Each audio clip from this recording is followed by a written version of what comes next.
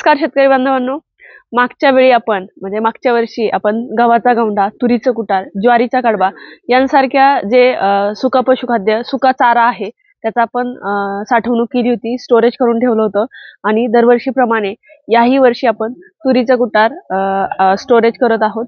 सोबतच जे काही पशुखाद्य आपण 50% घरी बनवतो आणि 50% बाहेरून घेतलं जातं. तर सरकी पेंट सारखं पशुखाद्य सुद्धा आपण साठवून ठेवले आणि जे काही पशुखाद्य 50% घरी बनवलं जातं त्याच्यासाठी जे काही रॉ मटेरियल लागतं, जे काही धान्य लागतं त्या धान्यांचं सुद्धा काही प्रमाणात आपण स्टोरेज करून ठेवलेलं आहे.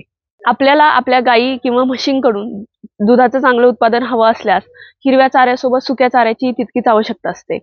मग तुम्ही म्हणाल सुका चारा का गरजेचा पडतो? तर जनावरांनी चांगलं रबंध करावं, जनावरांकडून आपल्याला चांगलं फॅट मिळावं, त्यानंतर भरपूर शुष्क पदार्थ सुक्या चाऱ्यामधून मिळावे आणि दुधाचं उत्पादन चांगलं राहावं. म्हणजे एकंदरीत आपल्याला गायी किंवा म्हशींकडून चांगलं दुधाचं उत्पादन हवं असल्यास आपल्याला सुक्या चाऱ्याची हिरव्या चाऱ्यासोबत तितकीच गरज पडते.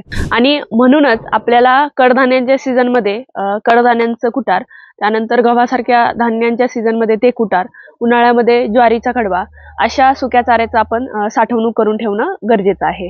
परत कधी जर पावसाळ्यासारख्या काही सीझनमध्ये आपल्याला जर हिरवा चारा नाही मिळाला किंवा अडचण आली तर हाच सुका चारा आपल्या कामी येतो. आपण हा सुका चारा तर साठवून ठेवतोय, पण ह्या सुक्या चाऱ्याची काळजी घेणं सुद्धा तितकंच महत्वाचं आहे.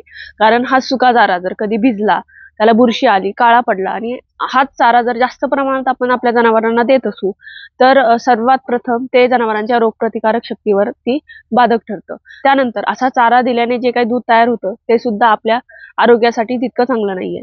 म्हणून मग आपण जर सुका चारा स्टोअर करत असू, साठवून ठेवत असू तर आपल्याला त्या चाऱ्याची योग्य पद्धतीने काळजी सुद्धा घ्यावी लागेल. धन्यवाद.